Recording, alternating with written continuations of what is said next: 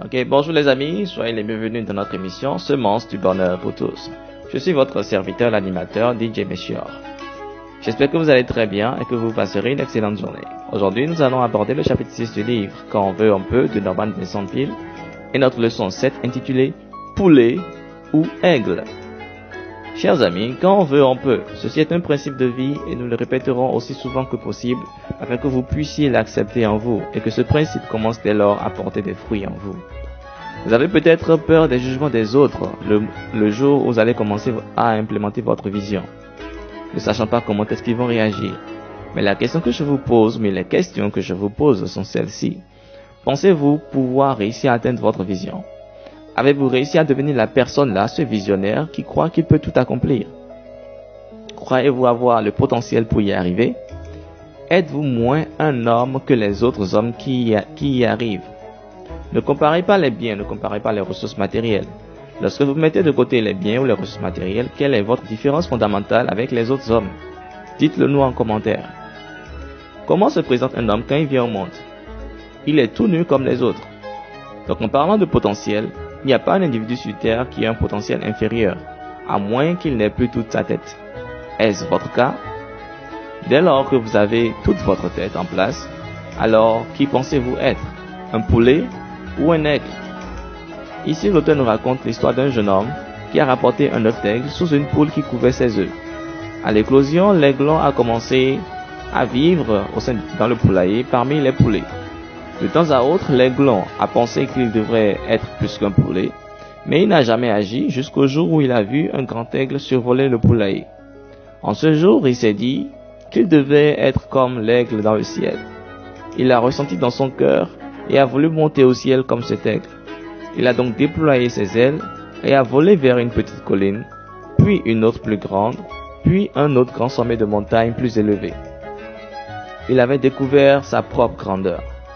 L'auteur ajoute à son histoire ceci.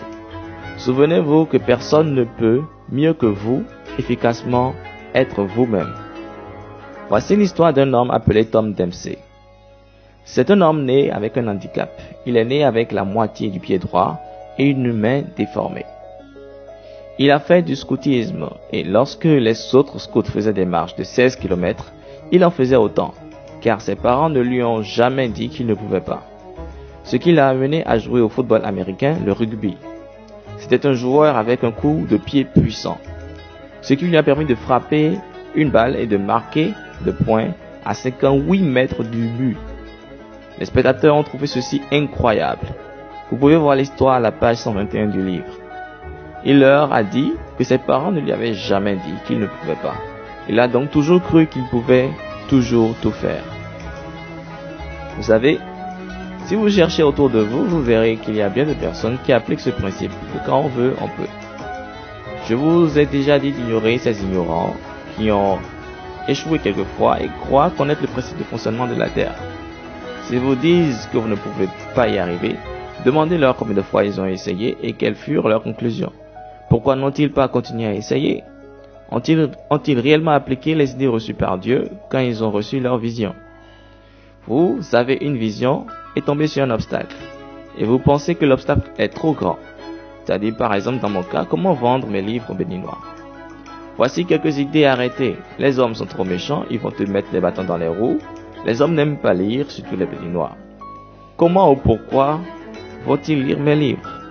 Voici pourquoi des peuples liront mes livres. Je n'écris pas pour raconter des théories collectées sur Internet, mais j'écris et parle en toute sincérité afin que chaque lecteur puisse être inspiré et évoluer. Mon livre, Ton identité est la clé de ton futur, est un acte de foi. Et j'ai voulu mettre par écrit ce que j'ai découvert afin que vous puissiez savoir comment vous pouvez créer toute chose. Et toute création commence par un changement de votre personnalité. Il faut que j'avoue que vous ne changerez pas si vous écoutez des enseignements une seule fois par jour. Non. Car durant toute la journée, vous écoutez naturellement des enseignements contraires qui combattent le bon enseignement que vous recevez chaque jour. Dès le moment où vous aurez accepté que vous êtes des êtres illimités, des personnes illimitées, le concept quand on veut, on peut, vous deviendra une certitude. Pour votre propre bien, écoutez et réécoutez ces enseignements, engagez-vous et faites-le sincèrement. Puis, essayez de voler comme un aigle et tirez vos propres conclusions. Ensuite, essayez d'avoir une vision plus grande. C'est sur ces mots que nous mettons fin à notre émission du jour. Certains nous ont demandé comment est-ce qu'ils pouvaient nous soutenir dans cette émission. Vous pouvez envoyer vos dons au 91 72 17 03 pour nous aider à améliorer nos équipements d'enregistrement. Nous acceptons tout ce que votre cœur, tout ce qui vous vient à cœur. Merci pour vos likes, vos partages et vos commentaires et que Dieu vous bénisse. C'était votre serviteur DJ Melchior dans son émission Semences du bonheur pour tous. Merci, bonne journée à vous et à demain pour une nouvelle diffusion.